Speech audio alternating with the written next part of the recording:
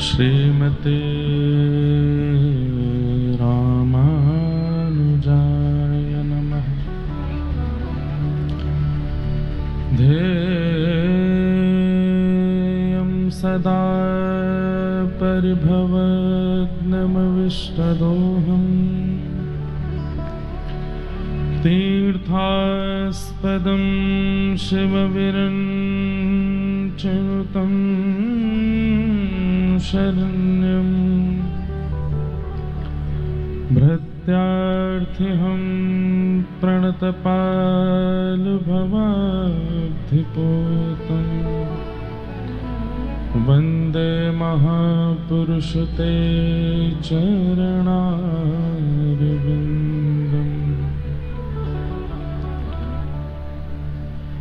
अस्ति स्वस्तरुणीकराग्रविगलत्कल्पप्रसूनाप्लुतम्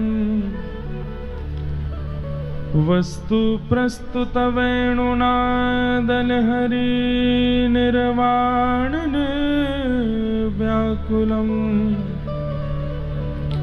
स्रस्तनिबद्धनी विविलसद् गोपी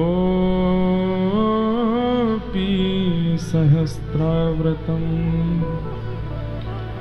हस्तन्यस्तनतापवर्गमखिलोदारं किशोराकृति।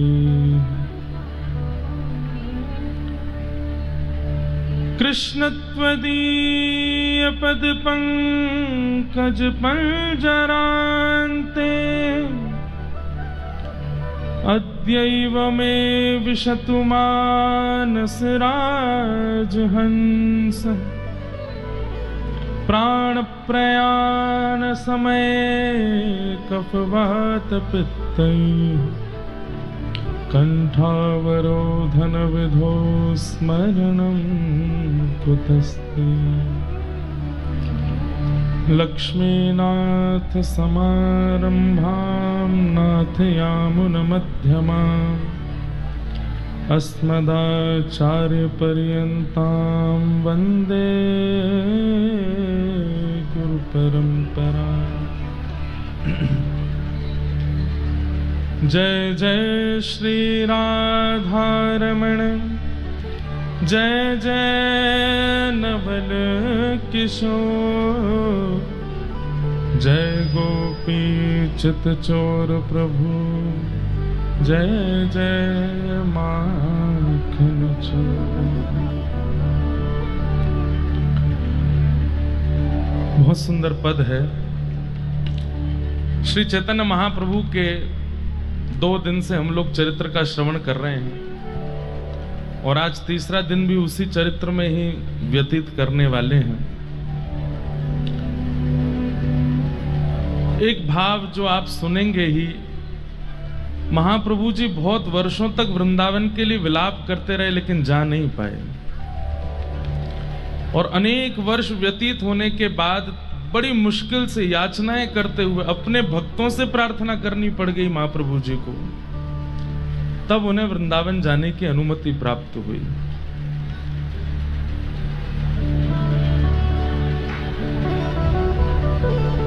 नेक नेक आगे खिसक आओ आप लोग, मंच पे मत आना बस। नेक नेक आगे आ जाओ, आ जाओ नेक नेक और आगे आ जाओ। देखो कम से कम 10-15 लोगों की जगह तो बनी गई और आ जाओ। आप लोग भी नेक नेक आगे आ जाओ। अगली बार 2 मंजिला पंडाल बनवा देंगे। हाँ देखो कई लोग हमसे बोले आकर के हम बहुत बड़ी कथा कराएंगे महाराज जी, हमें समय दो, हम और बड़ी जगह पर कथा कराएंगे।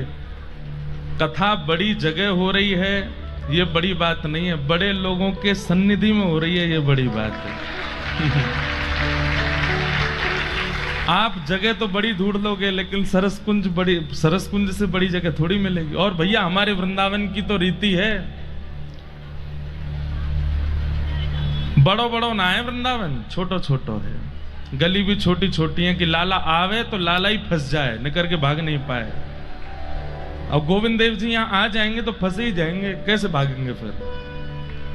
तो जगह तो आप कितनी भी बड़ी दे सकते हैं, लेकिन लोग इतने बड़े थोड़ी मिलेंगे, भक्त इतने बड़े थोड़ी मिलेंगे, ये परंपरा इतनी बड़ी थोड़ी। और दूसरी बात, जिस जगह पर आप बैठ के कथा सुन रहे हैं, यहाँ हर वर्ष, अभी हमारे पूज्य महाराज जी बता रहे थे, आप श्री रामानंद विश्वविद्यालय के अति विद्वान पूज्य महापुरुष पधारे। आप गत वर्ष भी आपका उद्बोधन हमको प्राप्त हुआ था। इस स्थान पर कितने वर्षों तक तो श्री मामा जी ने अपनी सेवा की, कथा की। मलुक पीठ वाले महाराज जी ने सेवा की है भक्तमाल जी की, और भी कई रसिक जनों ने इस भूमि को पवित्र किया है। अन्य स्थान, बड़े स्थान पर कथा होने से आपकी बैठने की व्यवस्था हो सकता है कि बहुत अच्छी हो जाए, लेकिन जो भाव यहाँ प्रकट होते हैं वो वहां प्रकट होंगे, ये आवश्यक नहीं है। इसलिए मन तो हमारा भी करता है कि क्योंकि जितने अंदर बैठे हैं उतने लौट भी जाते हैं कि और बड़ी जगह हो, लेकिन भैया ऐसा स्थान नहीं मिलेगा। अब लड़ो झगड़ो नहीं है, कम से कम भीतर वाले तो मत लड़ो, बैठ जाओ। क्या हो गया? हम दिख नहीं रहे, ये लग रहे हैं ना यहाँ पर, ये इधर टंगे क्यों हैं हम यहाँ पे? अब बैठ जाओ। अब यहाँ बैठे तो हैं, ये वायु आपका स्पर्श करके हमको लग रही है, हमारा स्पर्श करके आपको लग रही है, बस बैठ जाओ।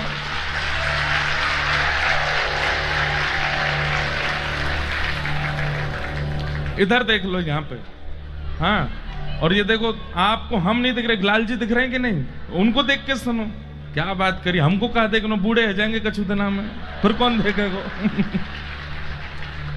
अब ही तो सब देख रहे हो, फिर कौन देखेगा बाद में? ये तो सदा ऐसे ही रहने वाले हैं, इनको देखो। तो स्थान तो बहुत बड़े मिल जाएंगे, लेकिन भैया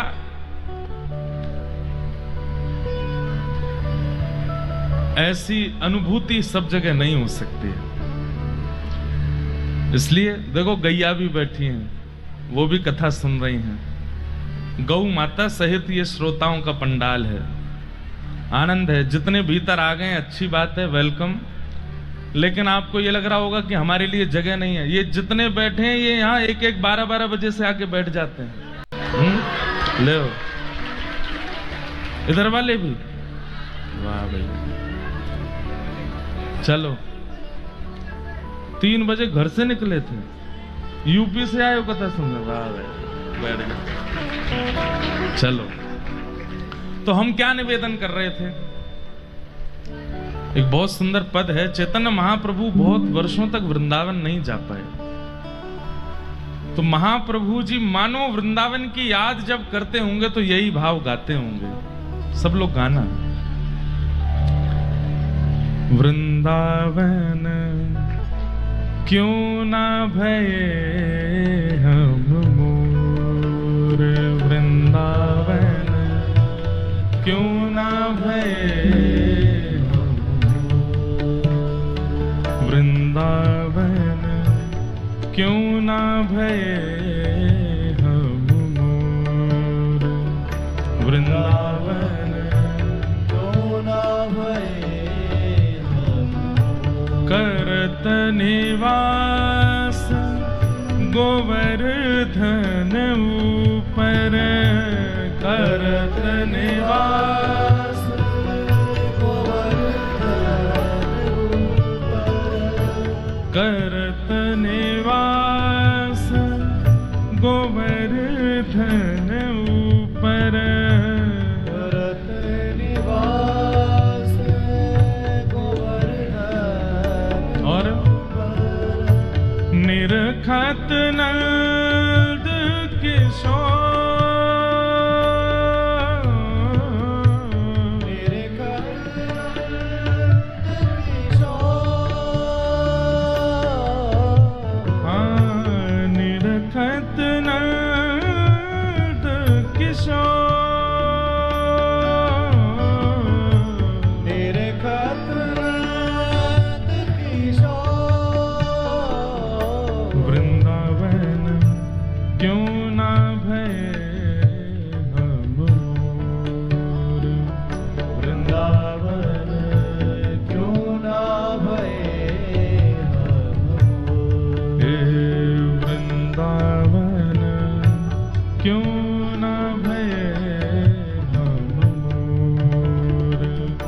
वृंदावन क्यों ना भये हम।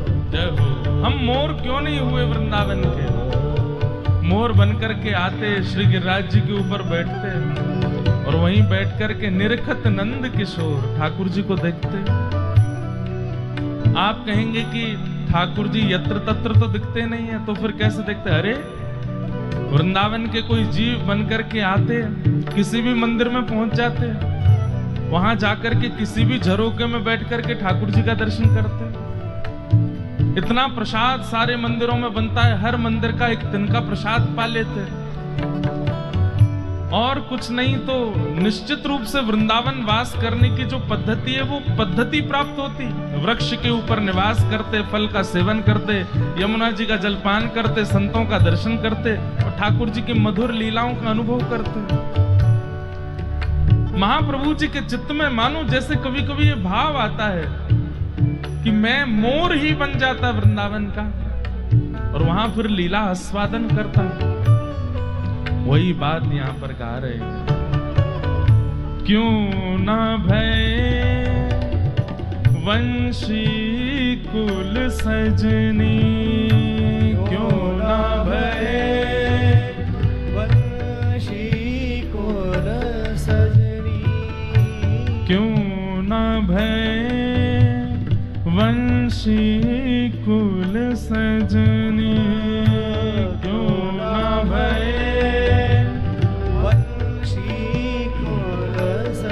क्या करते? अधर पीवत घन घोर, अधर पीवत घन घोर, अधर पीवत घन घोर, अधर पीवत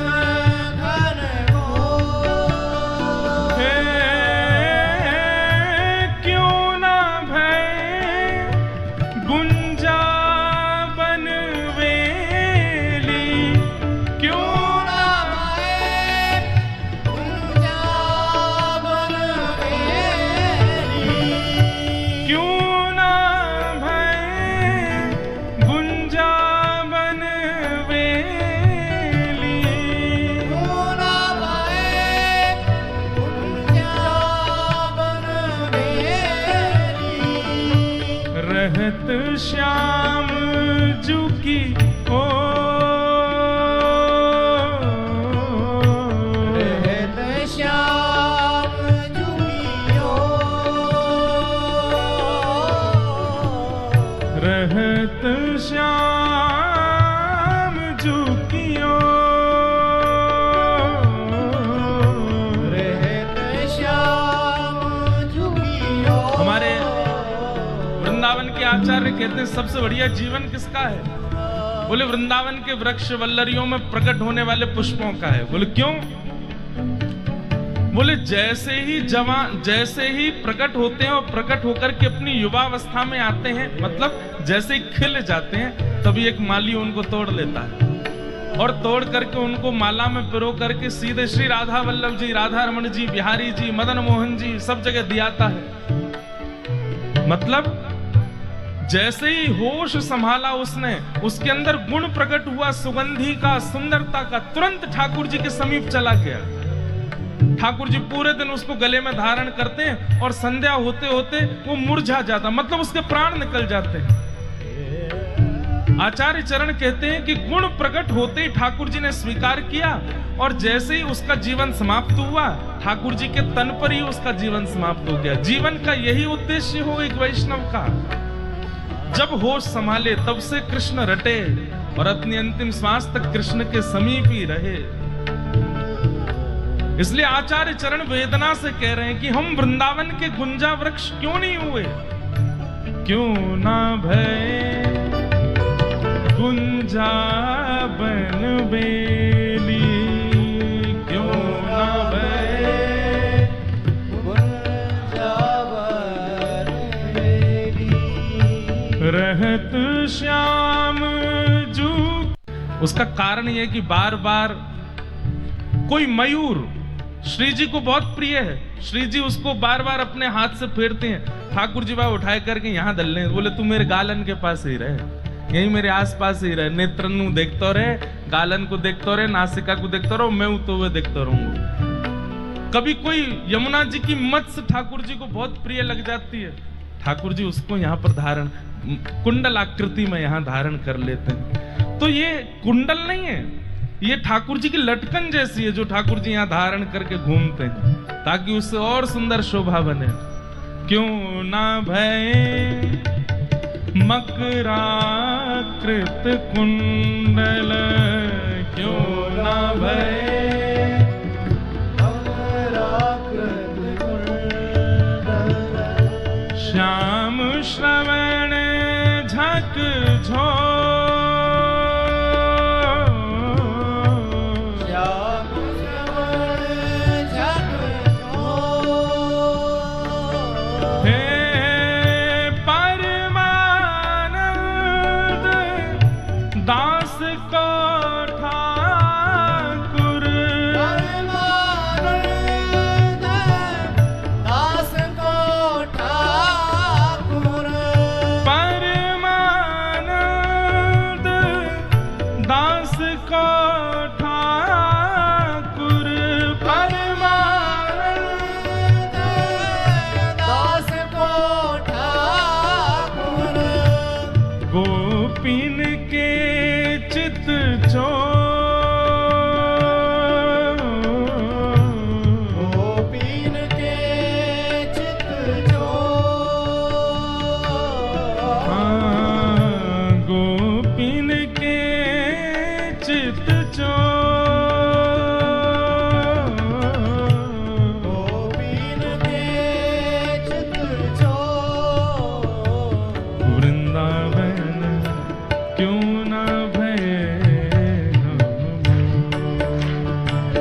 वृंदावन क्यों ना भय हम,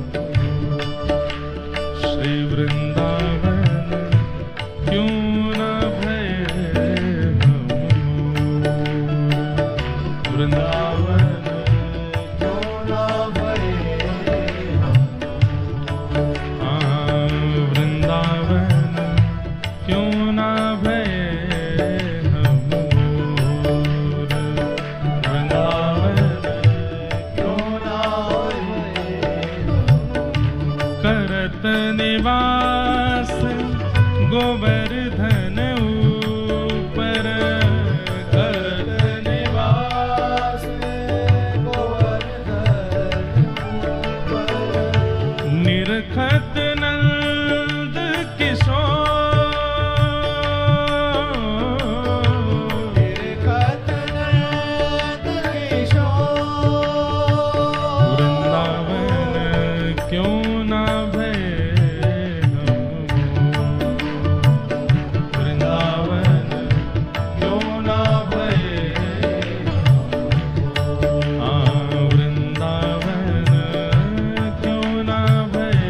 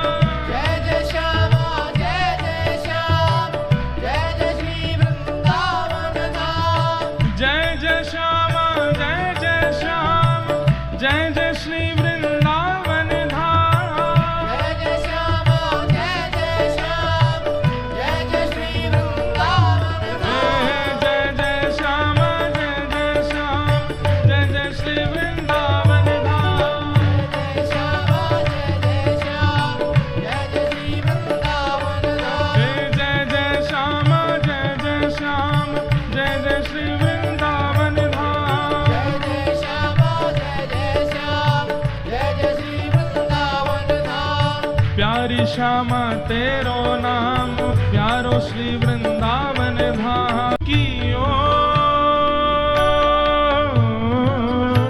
प्रेत श्याम झुकियो, वृंदावन क्यों ना भय हम,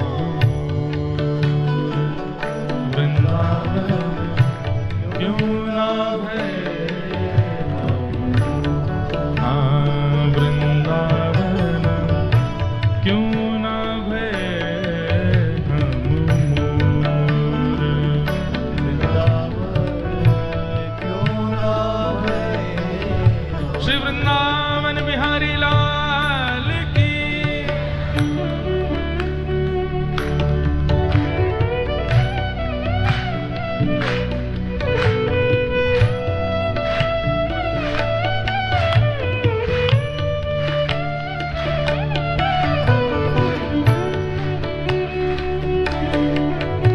ताल में बजाओ, ताल में।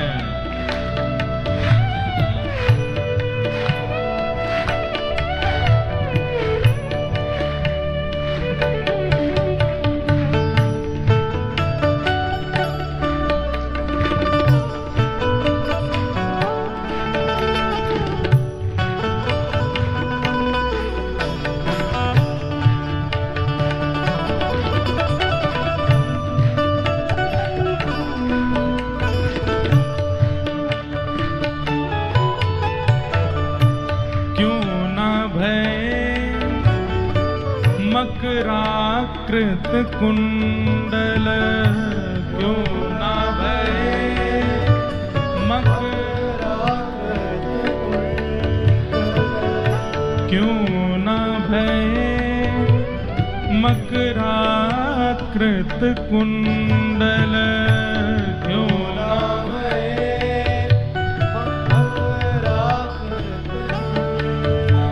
ओ श्याम श्रवण झक छोर,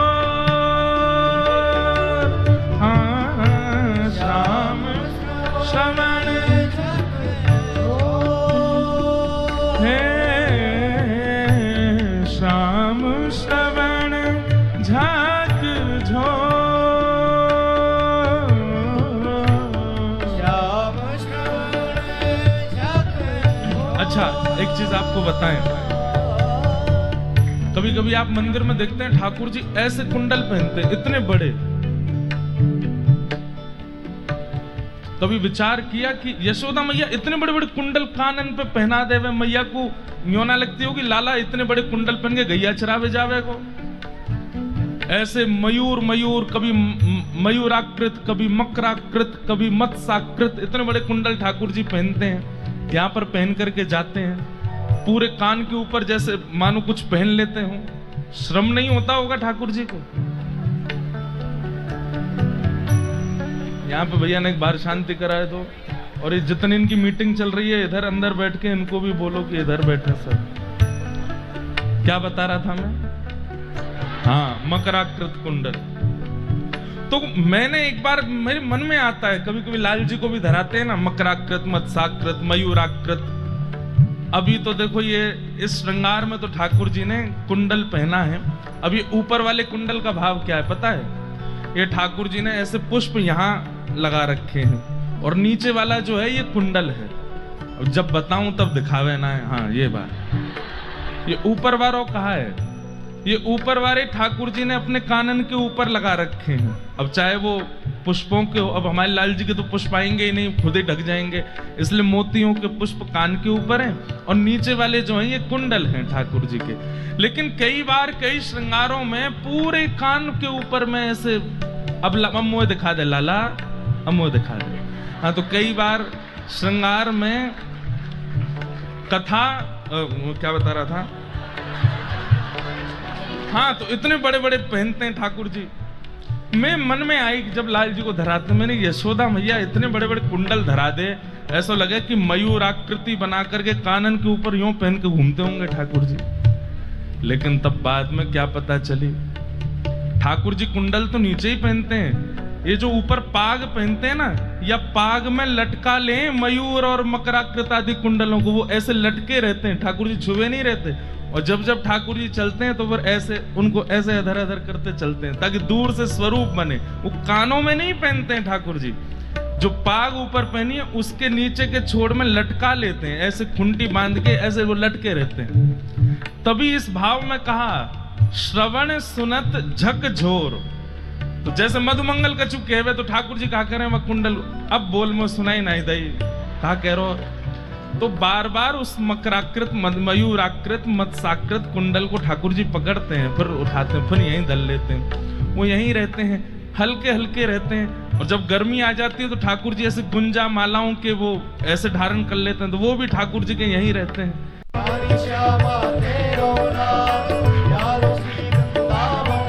हे प्यारी राधे तेरो नाम प्यारो श्री वृंदावन धाम।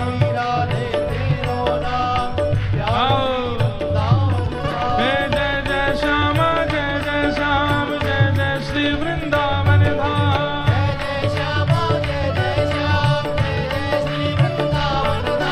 प्यारी श्यामा प्यारो श्याम प्यारो श्री वृंदावन धाम।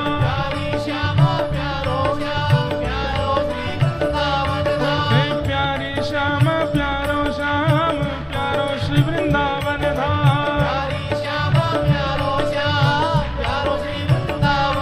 हे जय जय श्यामा जय जय श्याम जय जय श्री वृंदावन धाम। जय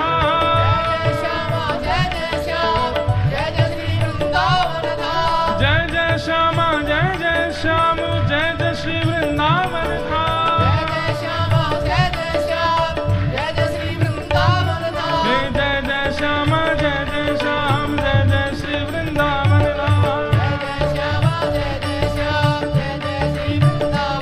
हे जय जय श्यामा जय जय श्याम जय जय श्री वृंदावन धाम। हे जय जय श्यामा जय जय श्याम जय जय श्री वृंदावन धाम। जय जय श्री राम जय जय श्री राम जय जय श्री राम।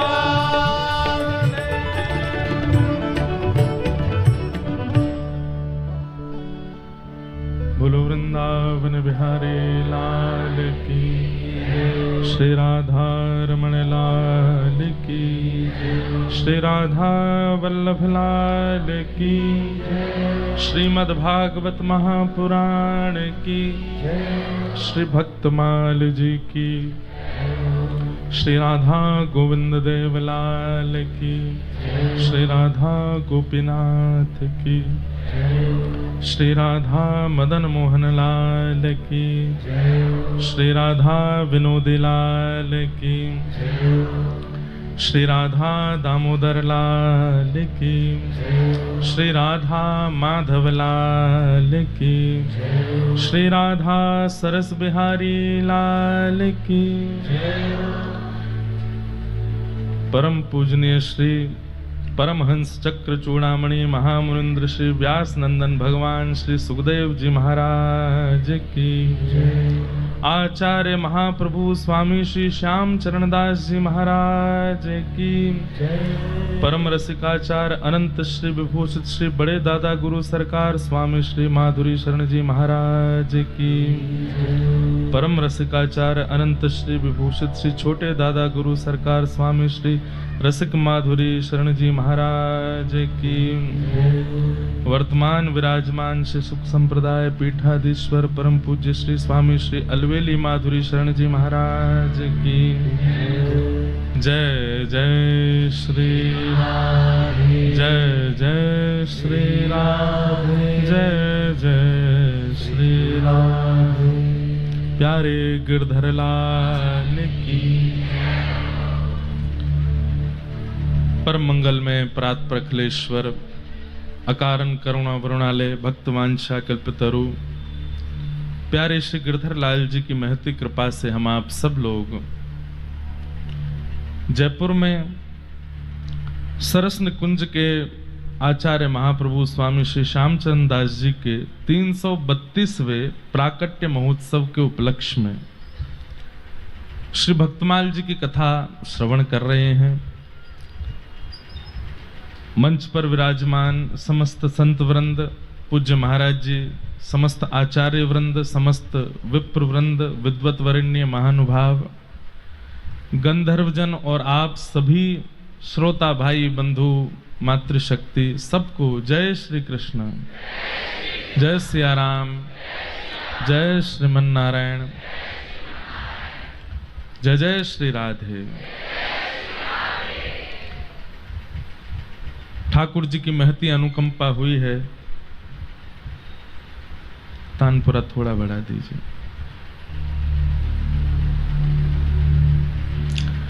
हम आप सब लोग भक्तमाल जी की मधुर कथा और भक्तमाल जी में भी ठाकुर जी के भक्त चरित्र, भावना तो ऐसी रखी गई थी कि भाष्यकार शेषावतार स्वामी श्री रामानुजाचार्य जी महाराज हमारे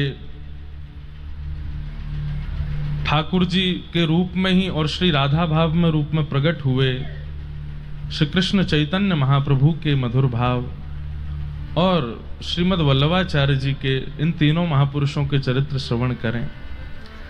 पर भक्तमाल जी के आधार पर जो टीकाएं हैं, अगर उसका हम लोग अनुसरण करते हुए कथा श्रवण करें तो एक एक दिन में संभव हो जाएंगी। इतनी विस्तृत नहीं है, बस मूल मूल भावों का स्पर्श है, फिर भी बहुत विस्तार है। रामानुजाचार्य जी का चरित्र जो हमने 2 दिन में सुना, वो 2 दिन में केवल स्पर्श मात्र है। अभी वहां कई कथाएं ऐसी हैं जिनका श्रवण करना प्रत्येक जीव के लिए, श्री वैष्णव के लिए अति अनिवार्य है। परंतु ऐसा कह लो कि श्री राधा गोविंद देव जी विराजमान हैं आपके जयपुर में, और श्री राधा गोविंद देव जी जिनकी करुणा कृपा से रूप गोस्वामी के द्वारा प्रकट हुए, ऐसे श्री चैतन्य महाप्रभु, उनका प्रसंग आना था। अब महाप्रभु जी का चरित्र तो और भी विस्तृत है। अब भाव यह है कि अगर मैं सूक्ष्म में पूरा चरित्र कह दूं तो उससे उत्पन्न होने वाला जो प्रेम है वो आपके चित्त में उद्दीपन हो नहीं पाएगा। लेकिन फिर भी आज हमने भाव रखा है कि श्री महाप्रभु चैतन्य जी की जगन्नाथ विलय लीला तक हम नहीं जाएंगे। बार बार पढ़ने में आया कि महाप्रभु जी इतने वृंदावन के प्रति व्याकुल रहते हैं, लेकिन वृंदावन जाने में कितनी बाधाएं आई उनको। तो जब वृंदावन वे पहुंच जाएंगे तो वृंदावन पहुंचा करके, अब फिर कथा तो ऐसी आती कि वृंदावन में रह गए, फिर महाप्रभु जी वापस लीलाचल चले गए, जगन्नाथपुरी चले गए। लेकिन हम कथा में महाप्रभु जी को वृंदावन ही भेजेंगे और श्री वृंदावन में ही रहेंगे। वापस जगन्नाथपुरी की लीला और फिर जगन्नाथ जी में विलय की लीला वो हम फिर कभी, क्यों, वो तो अत्यंत विरह प्रसंग है, उसको इतने लोग समझ भी नहीं पाएंगे। अपने जीवन काल के अंतिम 18 वर्ष तो महाप्रभु जी कहीं गए ही नहीं, और उसमें 16 वर्ष आप लोगों के विश्वास से परे की बात है। 16 वर्ष में एक क्षण भी ऐसा नहीं था जब नेत्रों में अश्रु नहीं होते थे। महाभाव की वो स्थिति, विरह की वो स्थिति जिसका हम दर्शन तो बहुत दूर की बात है, श्रवण भी नहीं कर पाएंगे। इसलिए आज हमने भाव बनाया कि महाप्रभु जी वृंदावन तक पहुंचे, उसी लीला तक में फिर कथा को विश्राम करके कल श्री एक दिन में जितना संभव हो पाएगा हमारे श्रीमद् वल्लभाचार्य जी का चरित्र कहेंगे। अच्छा, इसमें भाव क्या था? आज मैं सुबह पढ़ रहा था तो जैसे ही वृंदावन से आगे महाप्रभु जी की लीला में गए, इतने में खट के आवाज आई कमरे में, तो देखे तो हमारे लाल जी ने मुकुट घेर दिया।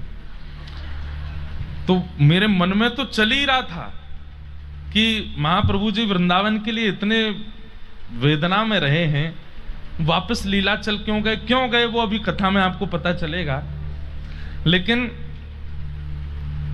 मन में आ रहा था कि वृंदावन ही रह जाएं, क्यों जा रहे हैं यहां से।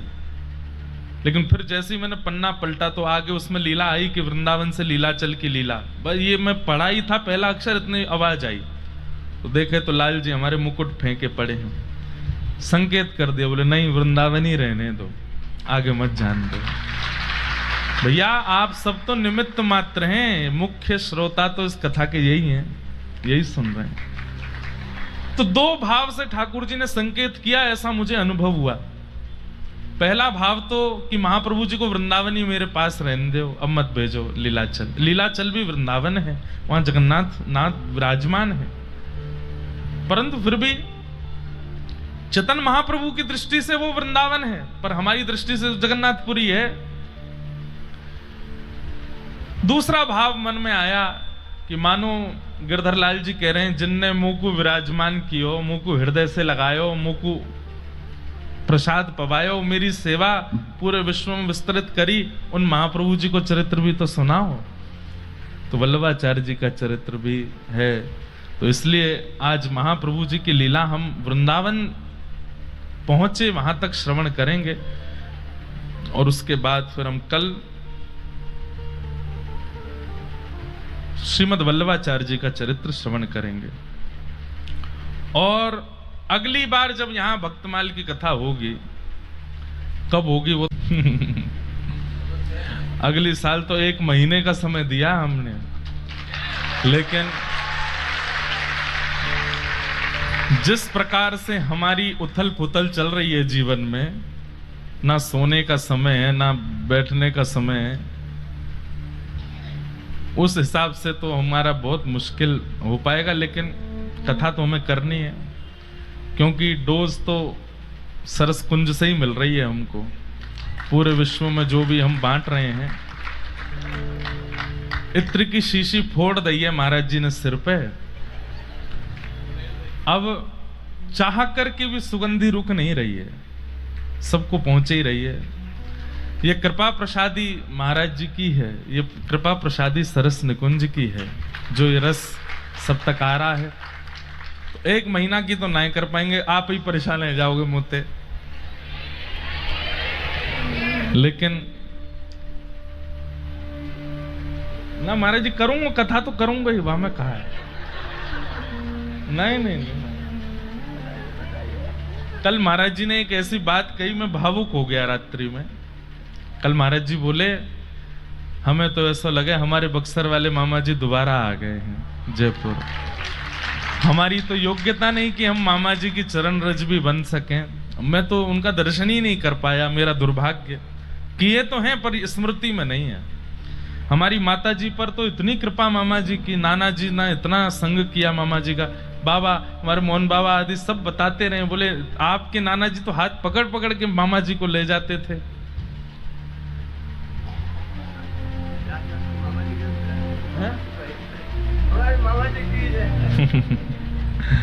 जय हो महाराज जी, आपकी भावना और आपको आशीष बस ऐसी बना रहे, यही भाव है चित्त में।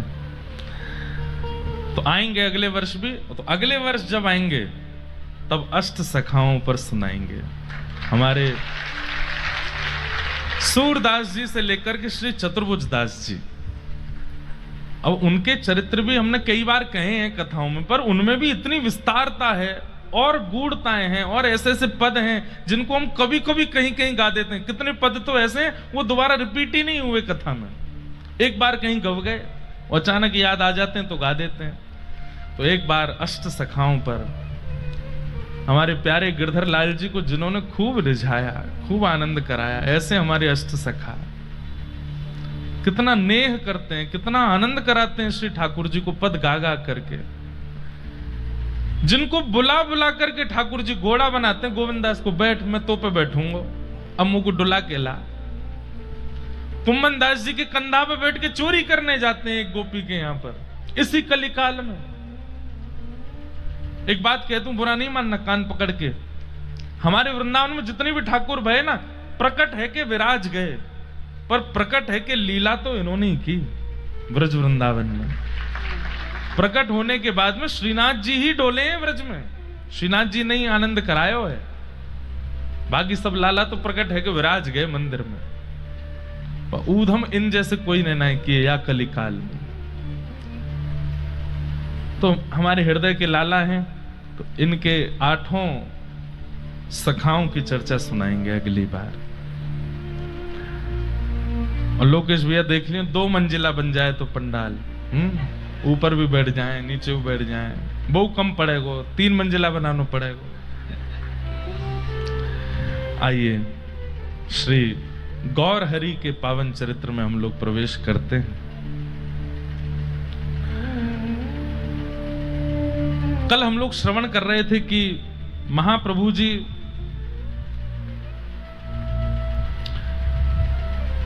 अपनी माताजी और अपनी गृहिणी और सबसे आज्ञा लेते हैं कि अब मुझे सन्यास चाहिए। सन्यास की आवश्यकता क्यों थी? ध्यान से सुनिएगा। महाप्रभु जी विरह भाव का आस्वादन भी करने आए हैं और कृष्ण नाम का प्रचार भी करने आए हैं, क्योंकि वे जानते हैं कि इस कलिकाल में अगर नाम नहीं होगा ना तो कलयुग के जीवों का उद्धार का और कोई रास्ता ही नहीं है। बुरा नहीं मानिएगा, क्षमा प्रार्थी हूं। अगर आज नाम संकीर्तन नहीं होता, आज यदि कथा नहीं होती, आज यदि सहज वार्ताएं नहीं हो रही होती, आज ये पद पदावलियों का गान नहीं हो रहा होता, तो हम लोगों पर तो कलयुग का इतना प्रभाव है कि संस्कृत में हो रहे भाषणों को हम लोग समझ भी नहीं सकते। और ना हम लोग इतने आदी हैं कि हमको पकड़ पकड़ के भी गुरुजी ले जाएंगे तो भी हम भाग जाएंगे। किसी ना किसी रूप से हम लोगों को आकर्षित करके उद्धार कराने के लिए नाम प्रधान था कलयुग में। ज्ञान से हमारा उद्धार होने वाला नहीं था। ये जाएंगे तभी मैं पूर्ण सन्यास रूप में प्रकट हो पाऊंगा, और सन्यास रूप मतलब मैं माधव का हो जाऊंगा। तुम मुझे मुक्त नहीं करोगे। हाथ जोड़ते हैं, पैर पड़ते हैं, बोले मैंने पहले मुक्ति की भिक्षा गुरुदेव से मांगी, अब तुमसे मांग रहा हूं, कर दो। उस दृश्य को भी कोई नहीं देख पाया है, देख नहीं पा रहे हैं। महाप्रभु जी भद्र हो गए और पतला दुबला शरीर, आजान बाहु, लंबी लंबी भुजाएं, गौर वर्ण, गले में माल धारण करके, एक वस्त्र धारण करके, और जैसे ही आप चलने लगे तो ऐसा लगता है कि मानो कोई रजत पर्वत जा रहा हो। क्या बताएं, पहले तो आकर्षण था ही, लेकिन अब सन्यास के बाद तो और आकर्षण हो गया महाप्रभु जी में। लेकिन अब का आकर्षण और पहले आकर्षण में अंतर क्या था? पहले रूप का आकर्षण था, अब महाप्रभु जी को देखने से कृष्ण प्रिय लगते हैं, ऐसा आकर्षण होने लगा। चित्त वृत्ति के सारे समाधान होने लगे।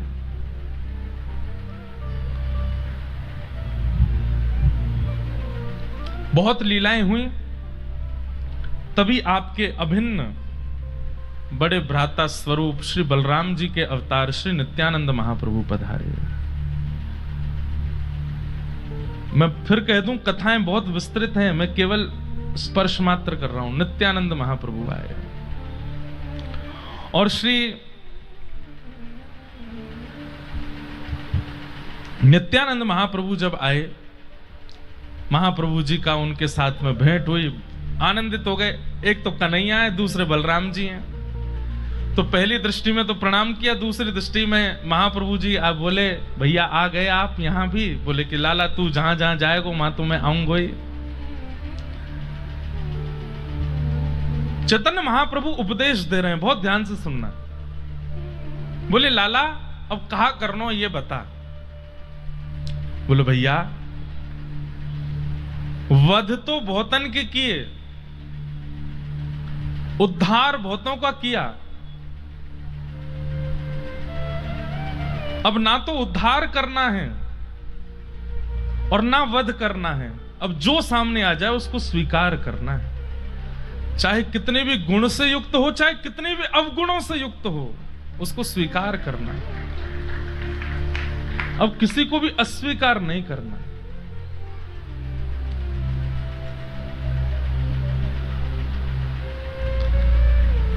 चैतन्य महाप्रभु बोले, नित्यानंद जी एक पीड़ा है मन में। बोले क्या?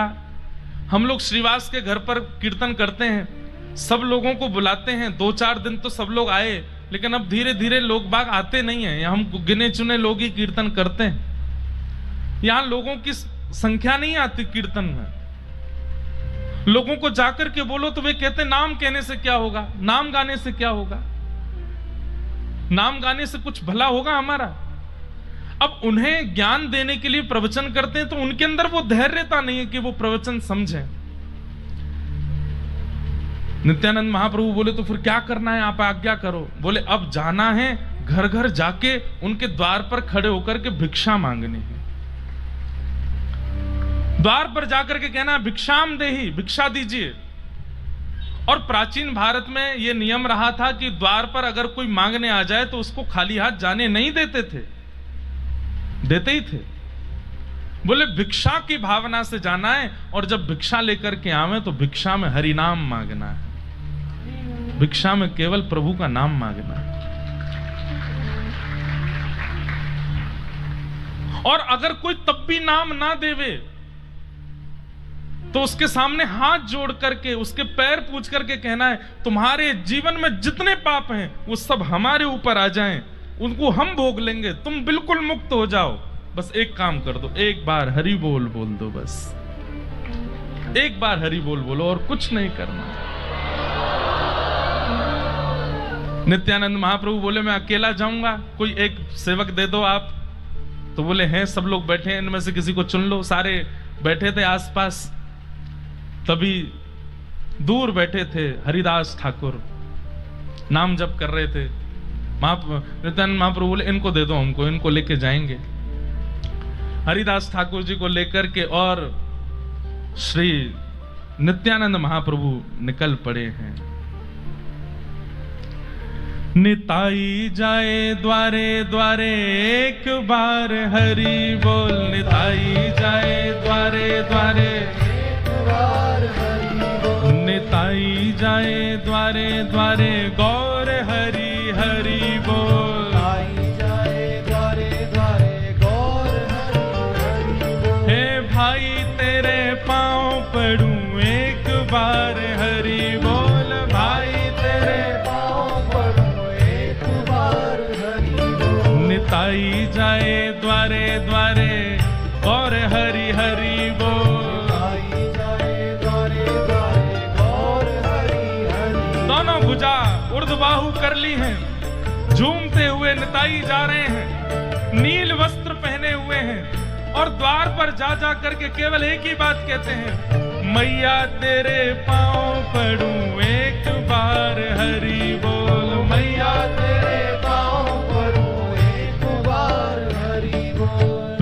दाता निताई बोले गौर हरि हरि बोल, प्रेम दाता निताई बोले गौर हरि हरि बोल। हाँ प्रेम दाता निताई बोले गौर हरि हरि बोल।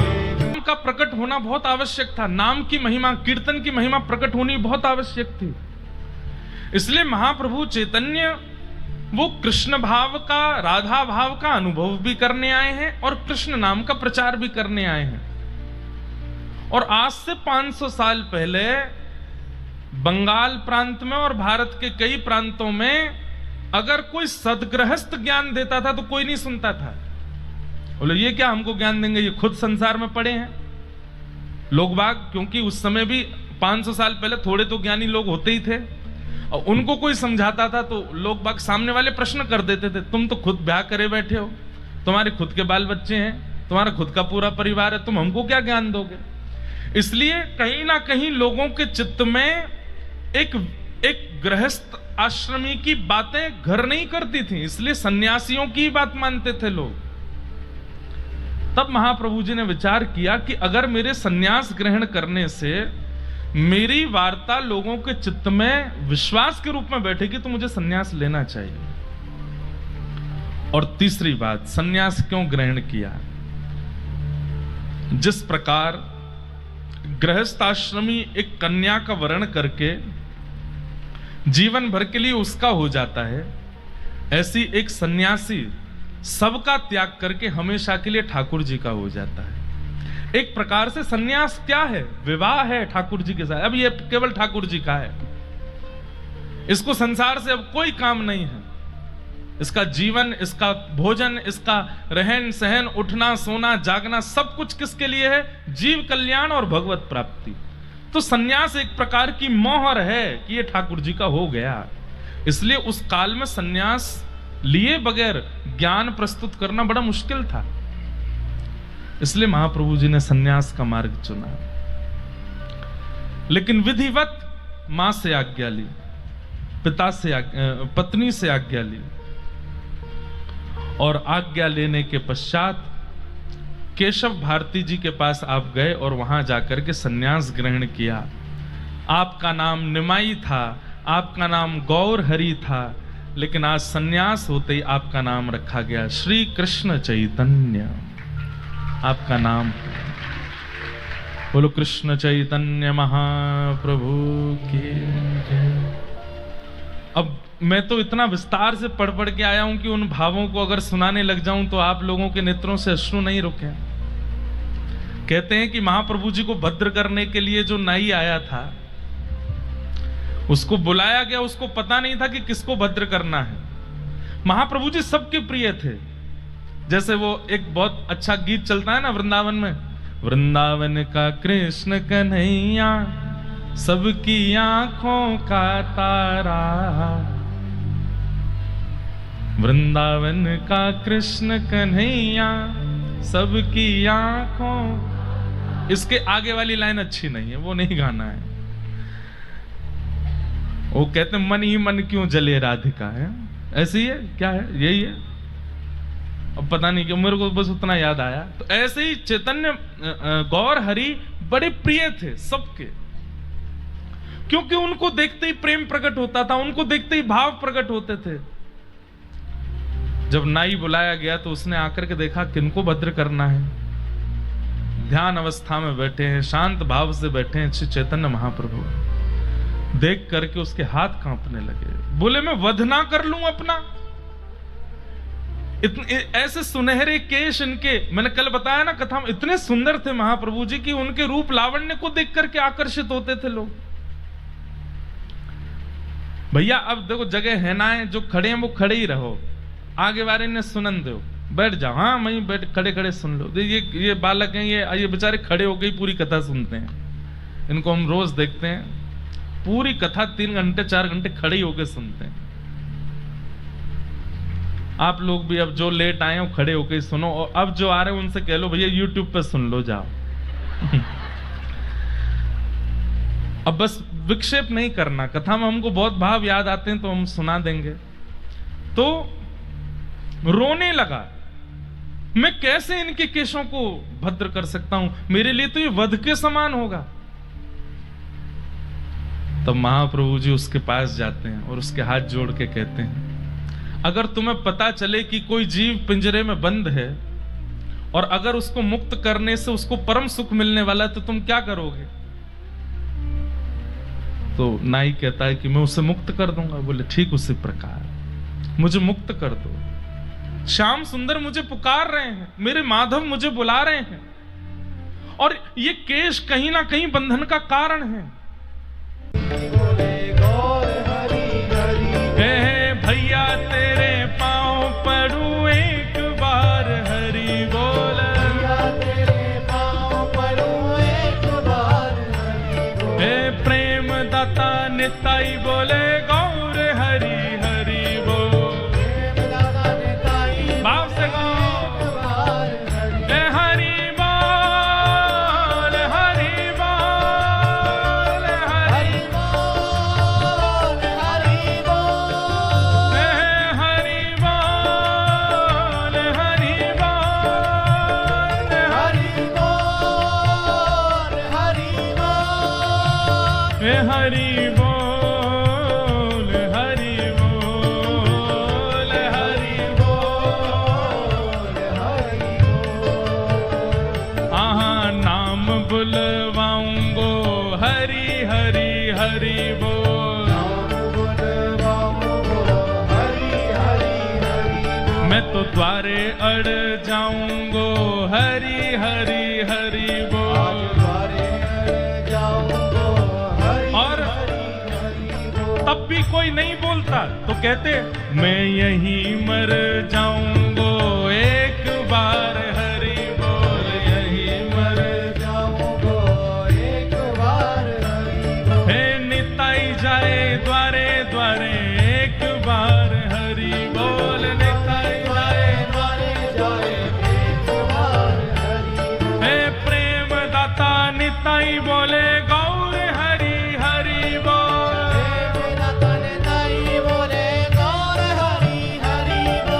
प्रेम दाता निताई बोले गौर हरि हरि बोल,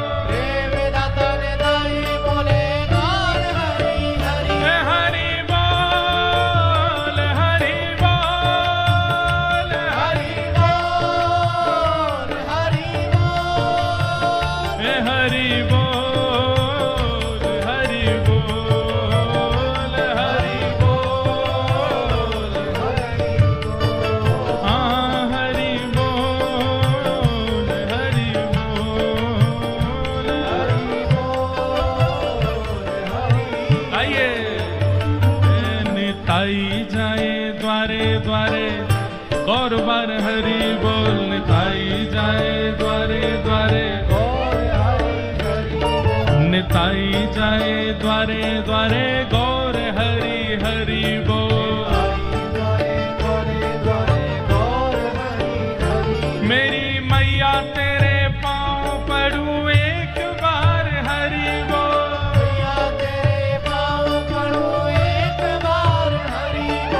प्रेम दाता निताई बोले गौर हरि हरि बोल, हे प्रेम दाता निताई बोले गौर हरि हरि बोल। हे नाम बुलवाऊंगो गौर हरि हरि बोल, नाम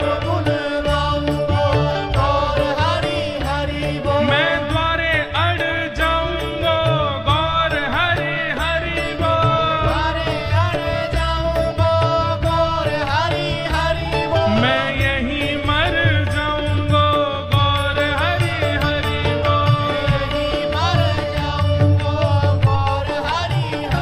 हे हरि बोल हरि बोल हरि बोल हरि बोल हरि बोल हरि बोल हरि बोल हरि बोल हरि बोल हरि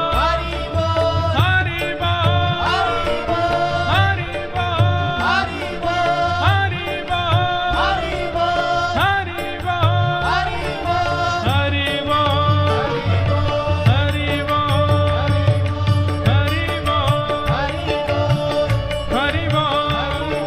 हरि बोल हरि बोल हरि बोल हरि बोल हरि बोल हरि बोल। बंधुओं, श्री नित्यानंद महाप्रभु कहते हैं दोनों भुजा उठाओ और दोनों भुजा की मुट्ठी बांध करके अपने पूरे वेग से केवल 3 बार हरि बोल बोल के देखो। अगर तुम्हें तुम्हारे इष्ट का अनुभव ना हो जाए तो कहना। भुजा उठाइए मुट्ठी बांध करके, हे हरि बोल हरि बोल हरि बोल हरि बोल हरि बोल हरि बोल हरि बोल हरि बोल। हे प्रेम दाता निताई बोले गौर हरि हरि बोल, प्रेम दाता निताई बोले प्रेम दाता निताई बोले गौर हरि हरि बोल, हे प्रेम दाता निताई बोले गौर हरि हरि बोल। निताई जाए द्वारे द्वारे गौर हरि हरि बोल, हे भैया तेरे पाँव पड़ूं एक बार हरि बोल, मेरी मैया तेरे पाँव पड़ूं एक